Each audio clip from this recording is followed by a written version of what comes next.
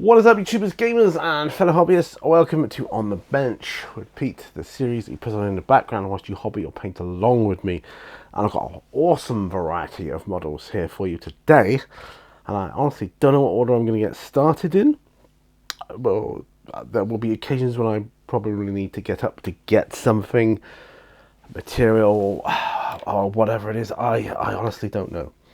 But I've got a nice selection of models here for you today. So grab your glues, brushes, paints, whatever you need to get it going. Get my glasses ready because I will need those for sure.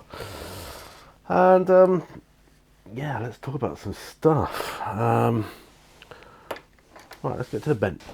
Right, well here you can see what I've got going on. Let's have a sip of my tea before I get going because green tea is going to get stronger by the moment. Yeah, so I've got some figures I started painting today. This is like Frost Giant skeleton and Frost Giant thing. He's quite interesting. And I'm not quite sure entirely, but I'm thinking grey, neutral grey. Pale grey, a pale grey, I think. I think a pale grey, yeah, I think a pale grey. So he's got some, well, let's zoom in a bit. Let's get in closer to him. And move these others out of the way slightly.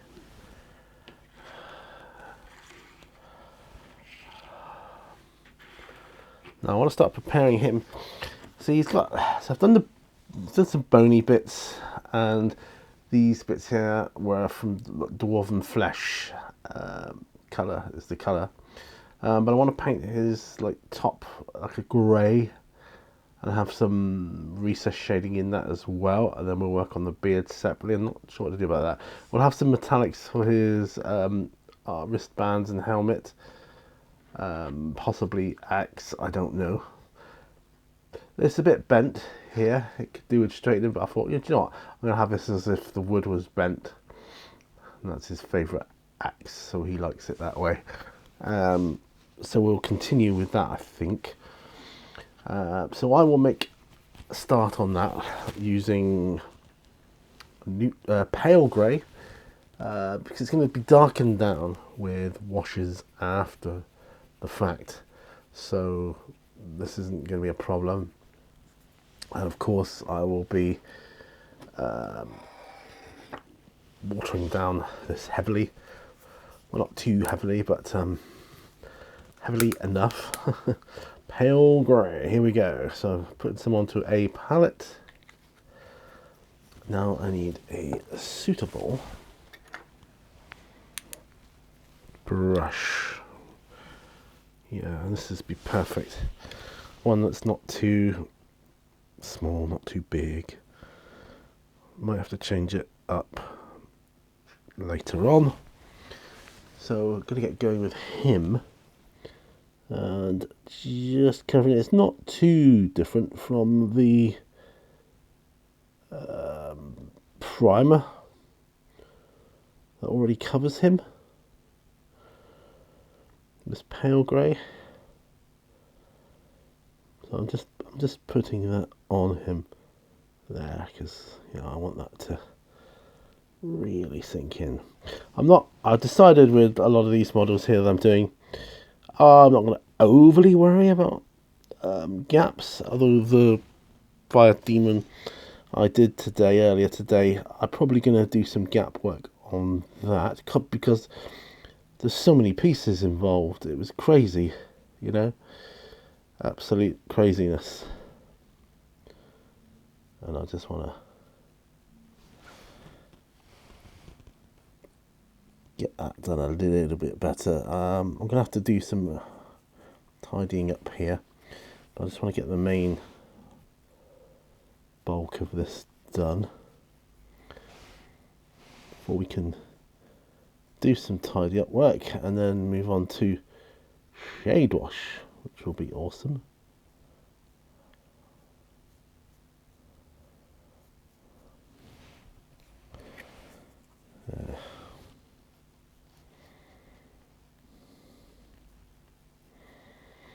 There, right.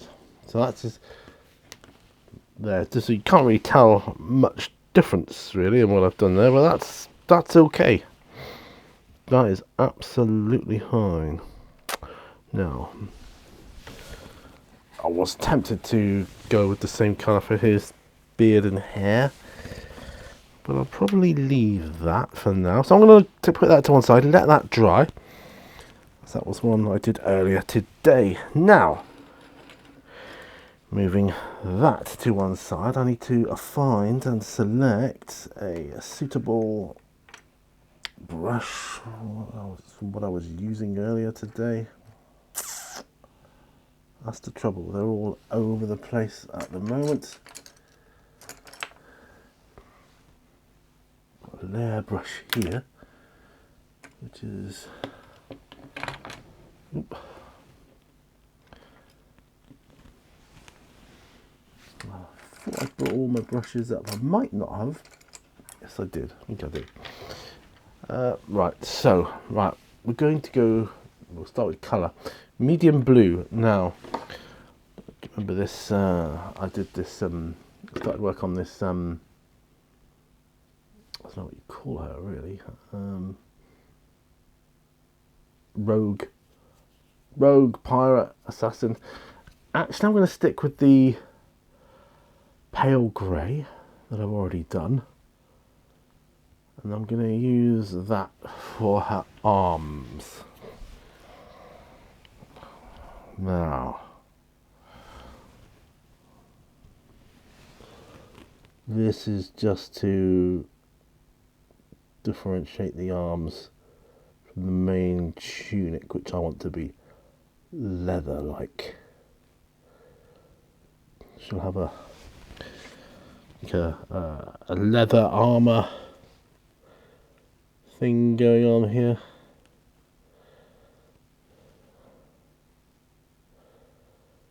Yeah, these.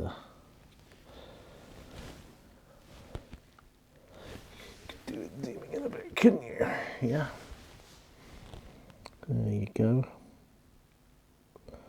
So, right. I did tell you it was like a mix of miniatures for this paint along. Right, so hope your guys' efforts are going along swimmingly. Do let me know what you're working on in the comments below. Love reading about that. Because a lot of the time it's stuff I wouldn't be painting. But I like to hear about it. And I gained some insight into other sort of genres as well. Such as historical, that kind of thing. Right, so that's one arm I've done. Let's do the second.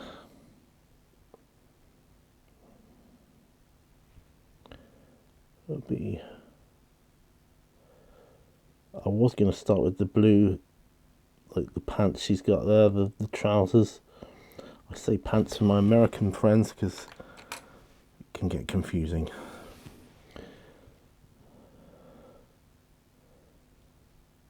It's trying to be understood by all cultures here. Well, at least the American one. Trousers for the UK people, pants for the American people. Yeah, I am looking to do the main sort of jerkin, body of the jerkin, leather. I think the leather armor would be pretty cool. Whenever I used to play a thief in the old days in D&D, always had leather armor. Always had leather armor.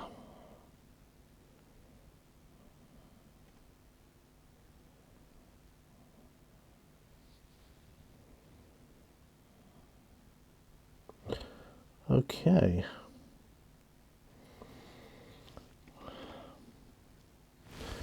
Well, that ain't bad. You know, that ain't bad. Bit bright for the camera possibly, but you know. Yeah, quite happy with that. Now, sticking with this pale grey, I'm going to move on to this carrion crawler. And we're going to do the antenna here. And this is, of course, before we go on to any shade washes. I did debate for a time what sort of wash I would do on this carrion crawler, given I'm giving it like a dark blue base colour here, but I do want to lighten it up a bit. I'll give it a couple of washes actually. And as they live underground, carrion crawlers, Agrax Earthshade seems to be the most reasonable option for a shade wash, at least to begin with. When I put some blue highlighting on, I may go for a blue glaze on top of that. I don't know. Either that or I'll do a blue wash and a brown glaze later, but I don't think so.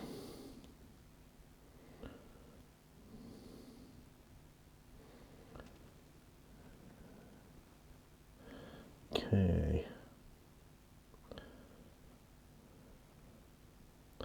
I've finished watching House of Asher, by the way. Fantastic! Now, I loved the original Spartacus series with Andy Whitfield, and poor Andy Whitfield. He passed away after the first season, but yeah, he was awesome.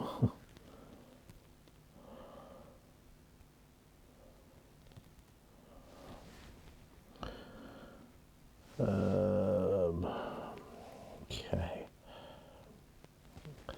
Point being, though, I just love the series, and it was the writer's done an amazing job of it. It could have just followed straight on from the last thing, the filming, the cinematography, the fantastic fight scenes, the scheming, the plotting. It's all there. All its Roman glory.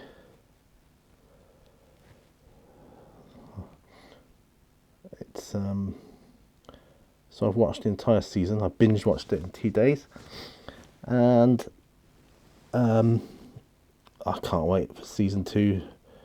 Praying that it gets given the go ahead. It's all been written. Season 2 has been written.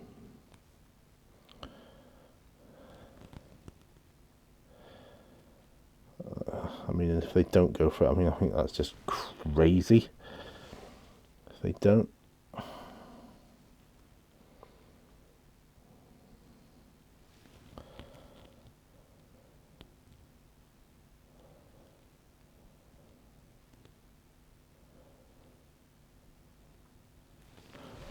Anyway,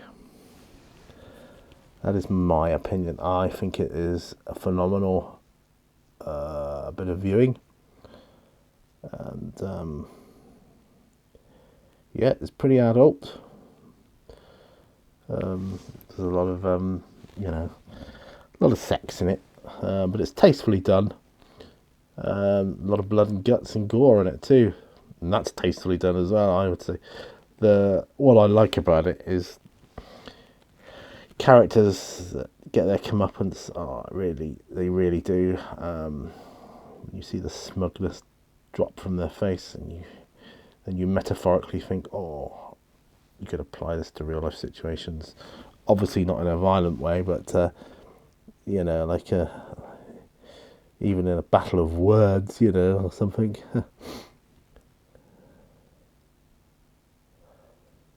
Just people who underestimate you. It's a good tale of that. It's tragic tale of loss as well, though, which is a shame. But the Ludus is all there, and the training grounds, and the house that was the House of Batiatus, now the House of Asher. Very familiar. Very, very familiar.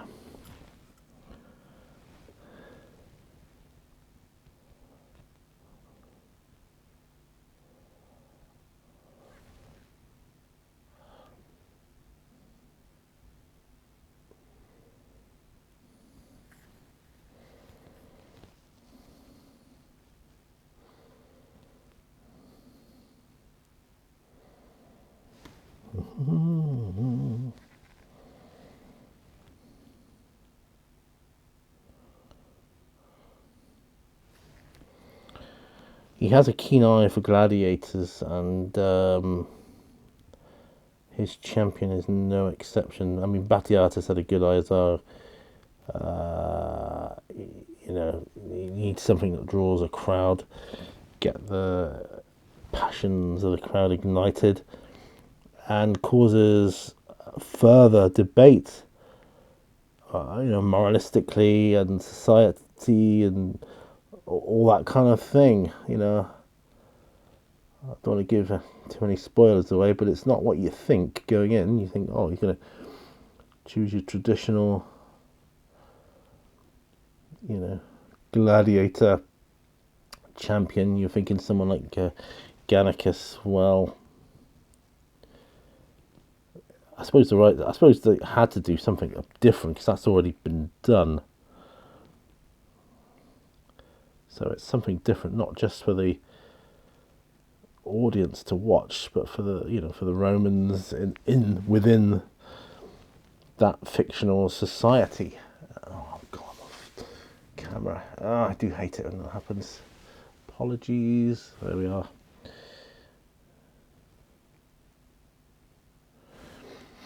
Yeah, I do hate it when that happens. It's not easy. It's not the easiest thing to stay in camera shot.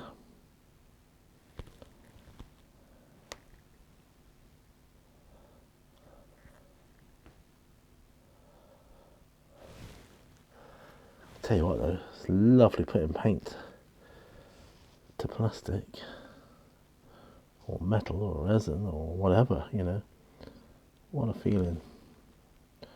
Oh, what a feeling.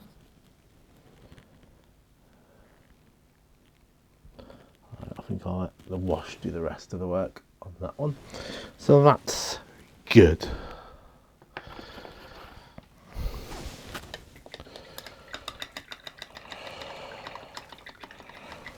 Now, my Raptors.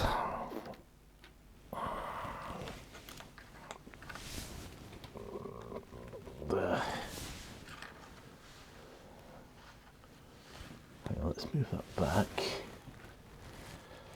Move the camera up. There you go. I'm going to have some tea. I'm going to have to get some holders for them. Do bear with me. So I'm just going to get a couple of holders.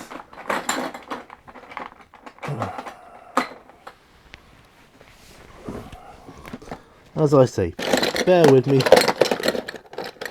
folks. Got them. I got them. Right. Yeah. Bottle top lids, the likes of which you can't get anymore because they've got these annoying plastic bits that connect them to the bottleneck nowadays. Oh, I really hate those. And they're not as deep. So these are going to be cool. Right.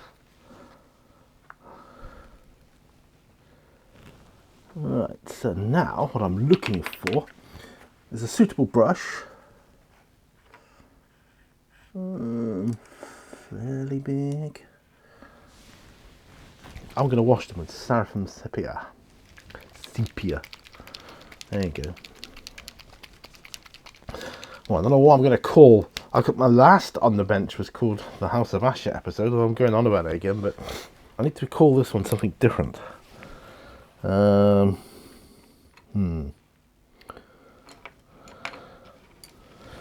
use this brush again. What can I call it?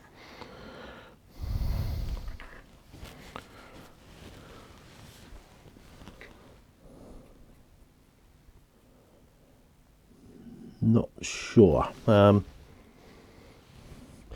Thing is, I went to watch something else after, and it was okay. It's called The Fallen, or Fallen. About a lawyer, clients, and that. It's good. It's just everything after watching House of Ashes a bit of an anticlimax. Do you know what I mean? So it's difficult to find the same sort of enthusiasm for it. That's totally my fault, not the fault of the program. It's good. I think it's good. It's just not House of Ashes. I love the House of Ashes like alternative timeline, so it's like multiverse type of thing. It's a what if scenario. It starts off in the underworld, with him in the underworld, and what would happen if he'd have lived. Right, just putting that first raptor to one side.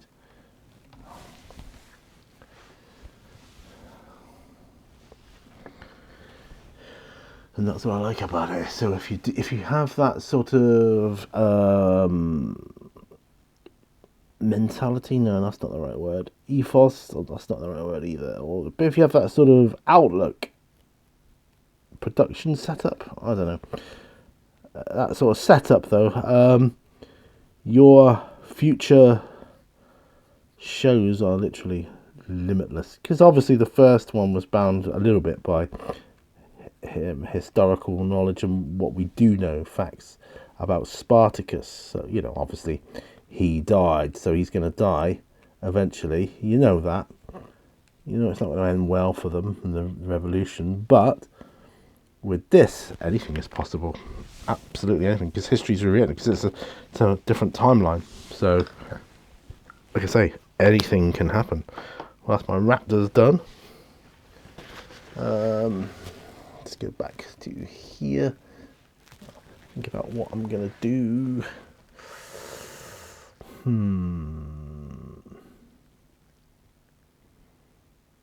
It's a good question. We'll go to Ripley. Let's try Ripley, shall we? Because I think she might suit the khaki grey quite well. Even though it's a green in my opinion. So I'll have some more tea. If I can still drink it.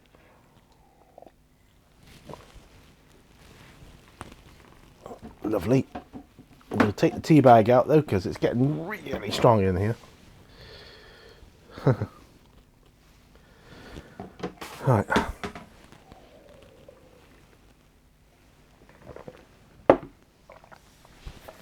Oh, excuse me.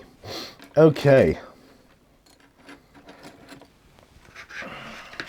So, khaki grey.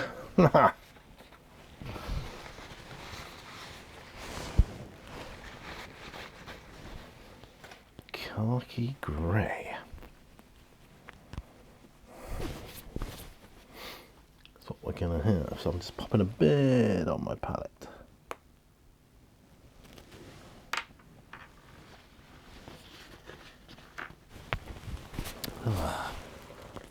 Dropping the lid on the floor. That's not good.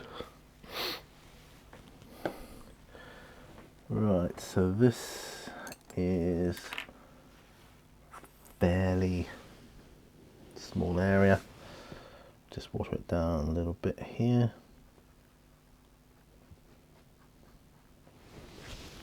A bit more, I think. I'm just using these plastic. I use these plastic lids a lot for palettes. Might be a little thin now, but we'll see.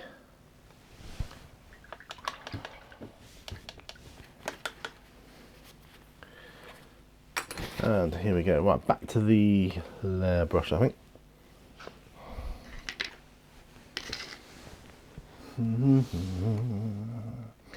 It's constantly moving this camera angle.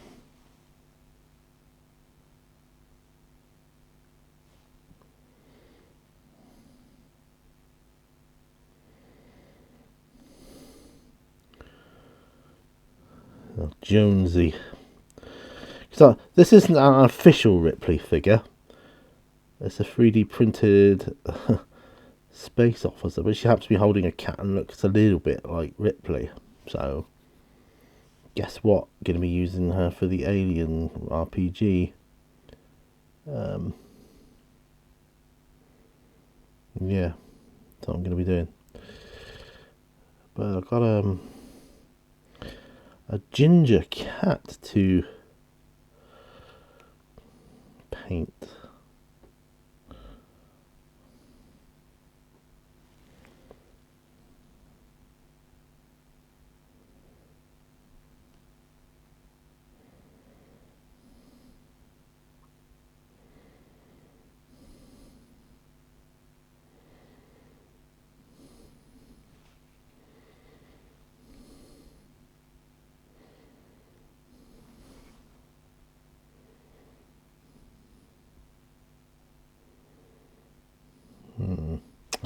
Sorry, I was engrossed in seeing. Well, I think I've just painted Jonesy's tail. Oh well, I'll be repainting him at some point anyway. A Ginger Tom. He's quite a small area, so that'll take a little bit of negotiating with a small brush. That's okay.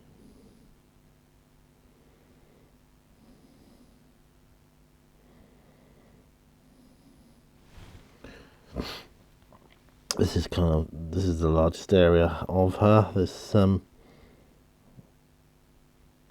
green, or sorry, grey, khaki grey.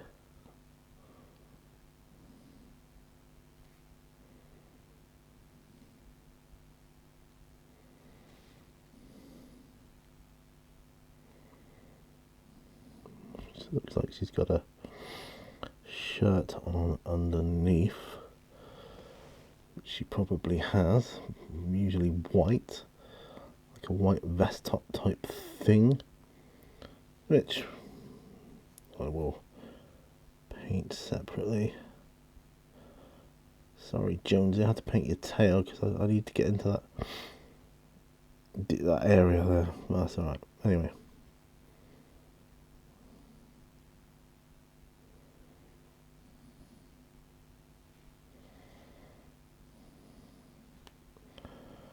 Right. Boots or footwear I will do separately.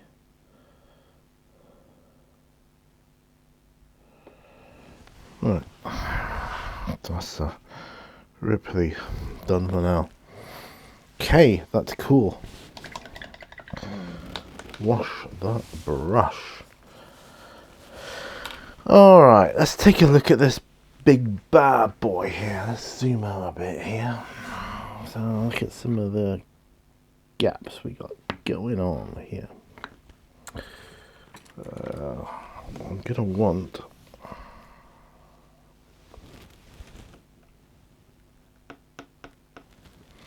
to paint some plastic putty into these. That's what I'm gonna want to do. Oh, crikey, this brush has seen better days.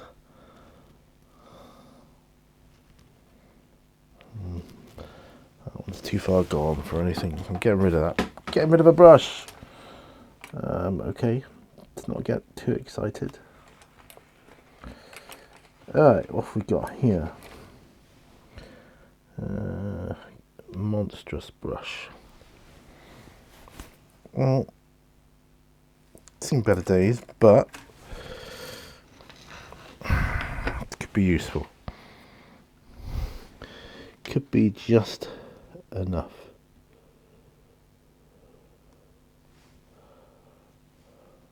Okay.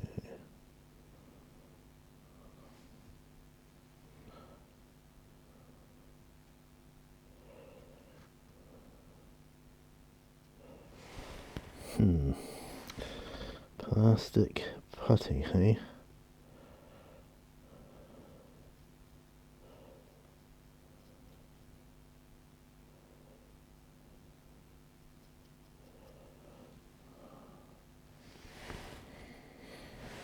Being painted on with a brush.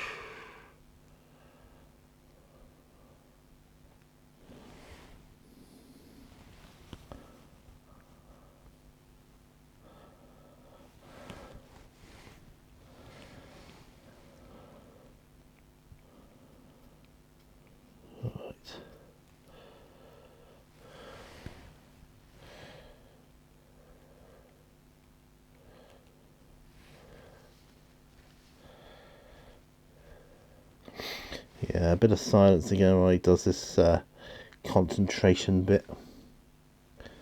I've got to do that because it's my thing. So this is a fire demon.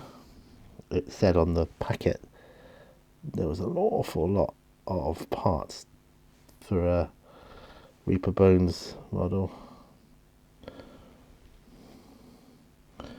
No instructions, so there's a bit of trial and error going on here.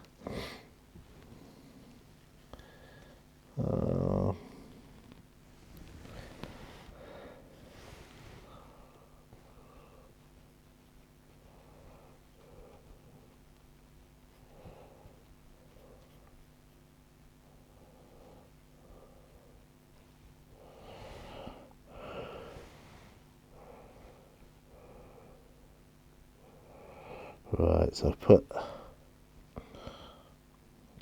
the plastic putty on there. I've applied it. Loads of gaps though.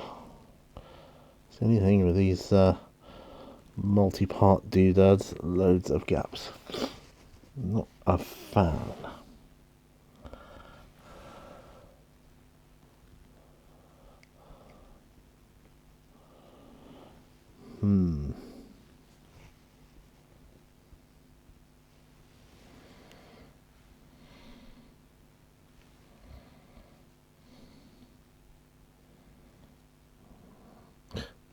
Right, I think I've done enough for now on him.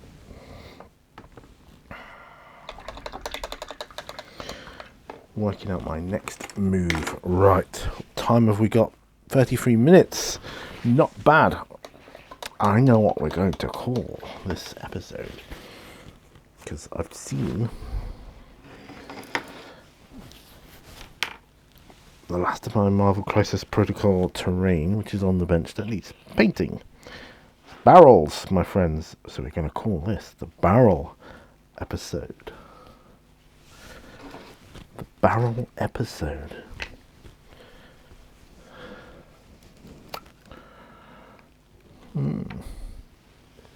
Now,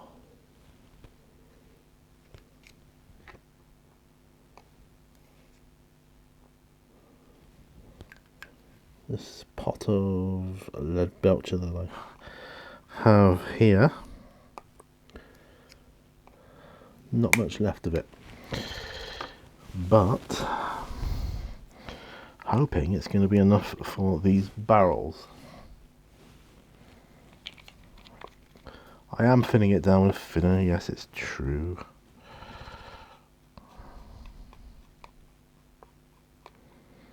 Okay. I am going to add a touch of water as well. Add insult to injury. Right, so using this same monstrous Kalinsky brush thing, I'm going to take one.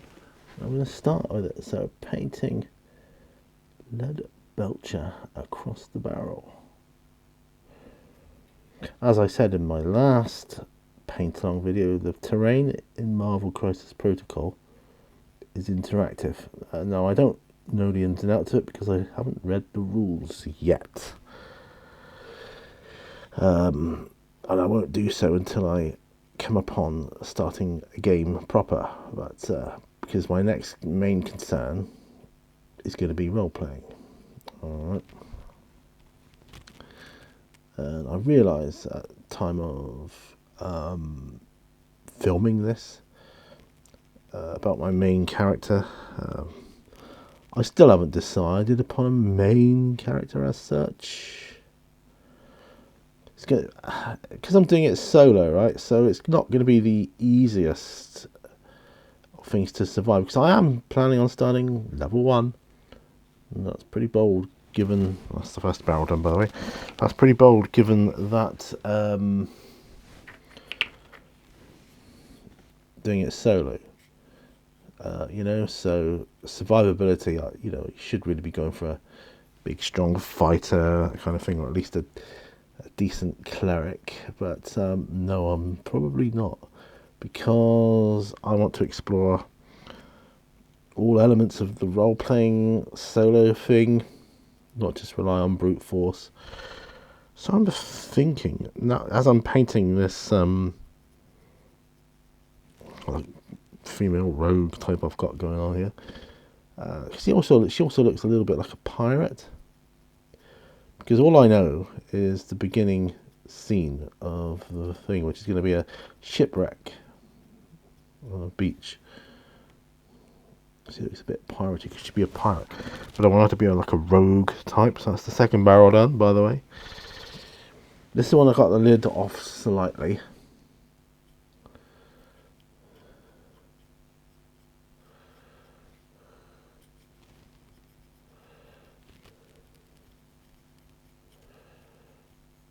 Now I gotta get this video edited, hopefully rendered. It'd be ideal if I could get it uploaded for this coming Friday. I still like putting out these videos on Friday, by the way. If you're new to this channel, this is your first on the bench, I used to do them every week for a long, and I do try to get at least one every week, but I mean, you can see by the number of the episode, I've been doing it a while. I'm not new to the rodeo of paint along videos. It's my thing. I've been doing it. You know, I started following people that used to do it. Now I've overtaken them in terms of how many I've put out. Back to a normal barrel. You know, it's just not saying I'm the best at it or anything like that, but I do enjoy. My favourite type of video is a paint along video, or a nice long tutorial without background music, just talking. I mean, I find background music quite off-putting on a tutorial, if I'm honest. And when it's the heavy metal type, that's an instant switch off for me, I'm afraid. Just my preference. No. There we go, that's another barrel done. That's 4 barrels done. Woohoo. I'll save them hardest one till last. So this is another normal one. We're up to 38 minutes. Yes, this could be the barrel episode. Over a barrel. I could call it over a barrel. What about that? Look at this. You know, this is how unprepared I am. I'm sort of thinking of the title of the video during the filming of said video. So, and I am literally hunched over a barrel painting. It's quite funny, really. Over a barrel, yeah.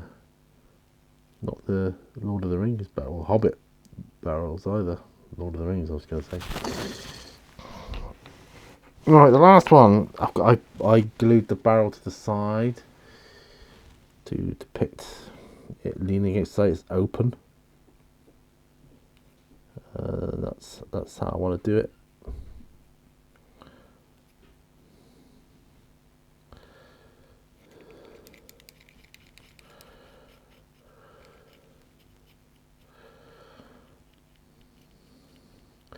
It can still be interacted with in the same manner as all other barrels. It's just a bit more, I don't know, visually interesting. It's not exactly the same. You got characters like the Hulk throwing barrels around, or any superhero really. It just looks better if they're not all uniform. I think. But you can get barrels and model kits as barrels, you know, for military barrels and things like that. You know, there's no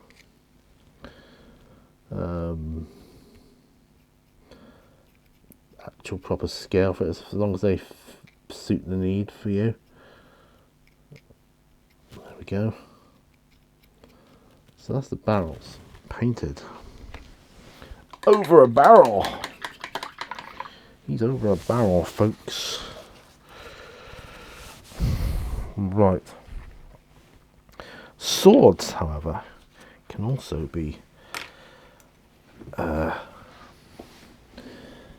painted in this Leadbelcher. Whilst I've got it going,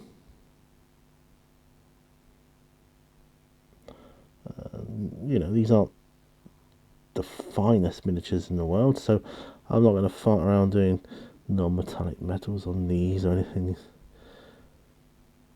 Just get them ready for the tabletop or the role-playing games. I can't remember what this is called. It's like a lizard creature thing, but it's got swords, and that's pretty cool. I will come across it at some point.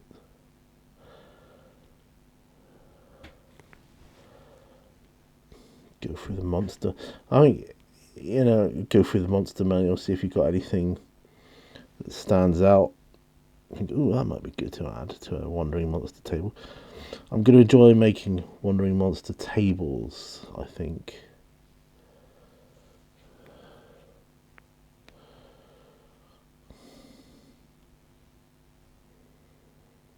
Looks like he's got a little bit of armour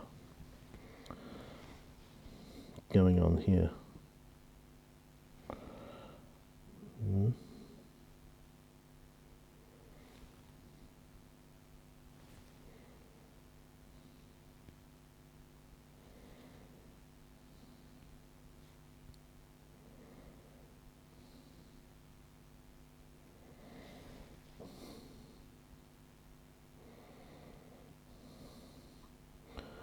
It looks like that arm is armoured up down to his wrist. Say it could be a she. Down to her wrist then. It's one of those creatures, you can't tell, it's a he or she, that's fine. It's fine.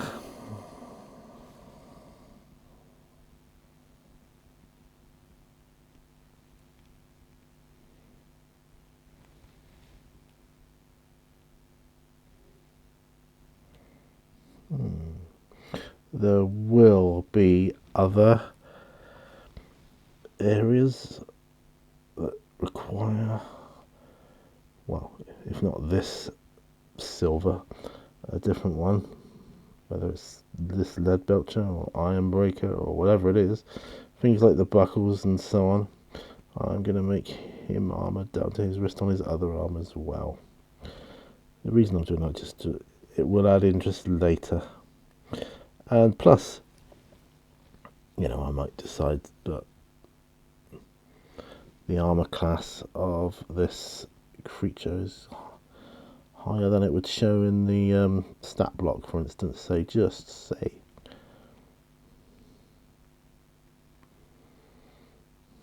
There we are.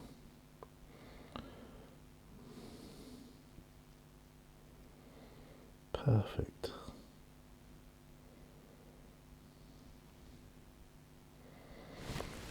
Now I've got this assassin chap, and he is an assassin. That much I can tell you, because he was something assassin. It said so on the package. So this is a metal miniature, by the way. This one. I enjoy working on metal miniatures.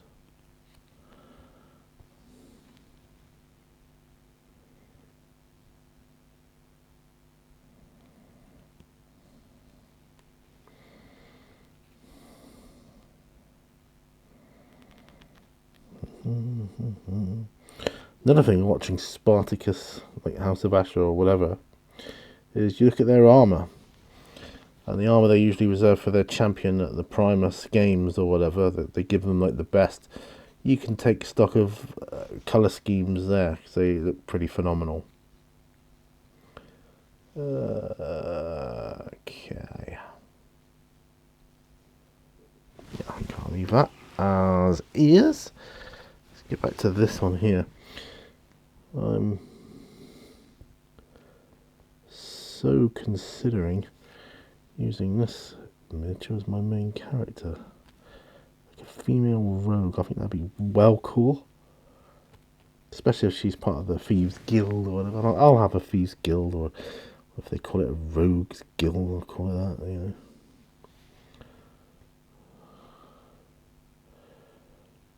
But why was she on a pirate ship? And these are questions I can ask or find out during the playing of the game as it unfolds.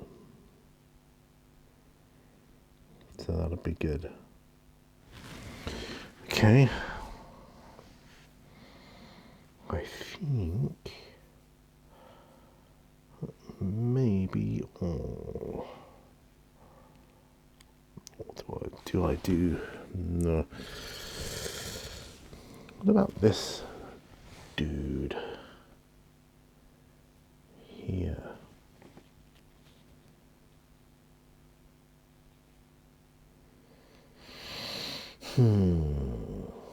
Well, he's certainly got some chain mail going on there. It looks like it needs to be painted.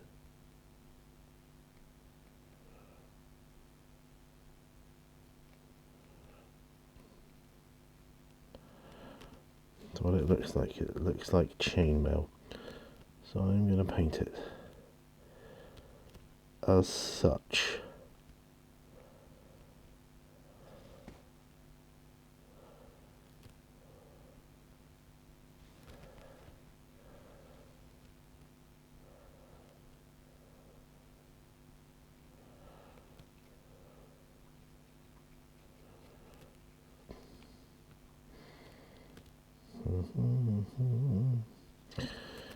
This is I can't remember what this dude is. Some other giant. Looks like I'm going to have a lot of giants in up and coming RPG games, or they're going to make great pieces for the shelf to look upon. I don't think I'll bother varnishing them because they won't get much in the way of usage. But,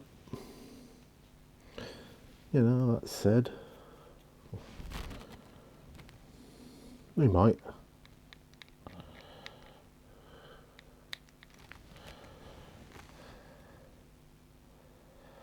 Depends, they could be the main bad dude in a game, couldn't they?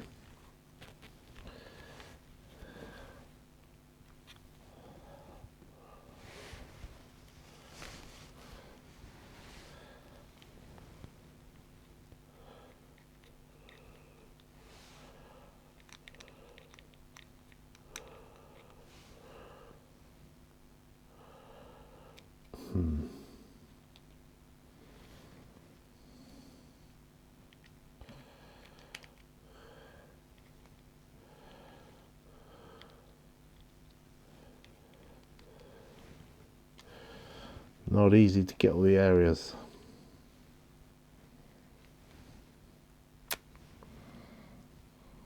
But we keep going. Yeah, so I'm over a barrel on this episode. I'm still hunched over them because they're right in front of me. Over a barrel. So, I've got a couple of days off now. It's Sunday evening, but so ordinarily I'll be going back to work tomorrow. But I've got a couple of days off compassionate leave because my uncle passed away. The funeral was on Friday, and my company gives me 3 days compassionate leave to use as I see fit. So I saw fit to take them. Obviously the Friday and, you know, Monday, Tuesday. Next week, I have a nice short week because I've got Friday off as well next week. So I'm only in Wednesday, Thursday next week.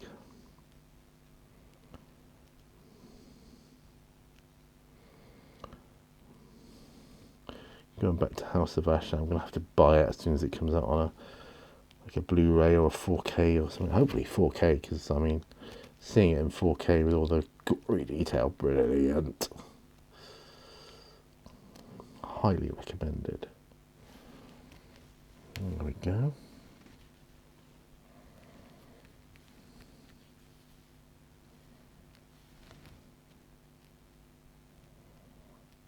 Yeah. I might keep his skin very pale looking actually. Alright, what are we on? On 51 minutes. Not in a bad place to leave it, I don't think. Because if I start anything else, I suppose I could do one more thing. I could Agrax Earthshade this bad boy. Yeah, so that's what I'm going to do. I will Agrax Earthshade. I can open the damn thing. To bite the lid off, never a good thing. Where is that brush I used just now? So I'm going to Agrax Earthshade this miniature. And then we'll call it a day. Right, so because the shade washes take a while to dry, if I was going to paint any more this evening, I would need this wash to dry on him. I am going to do the tentacles as well with Agrax Earthshade, but I am going to do them separately, just in case they're not dry. I think they are though.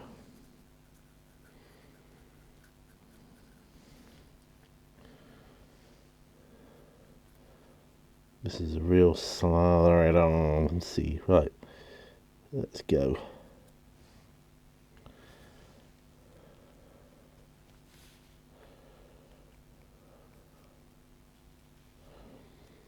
Yeah, I like that.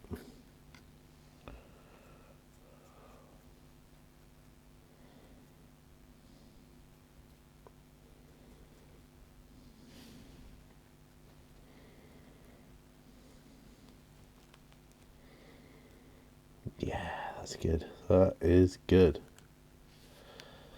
Ooh, getting it all over me now. Yeah, quite enthusiastic. Yeah, lovely little wash on there. And that will dry nicely over there. I'll just dip my fingers in the water. Wipe that off. Take that out. Try to peel some of this paint off the pot here.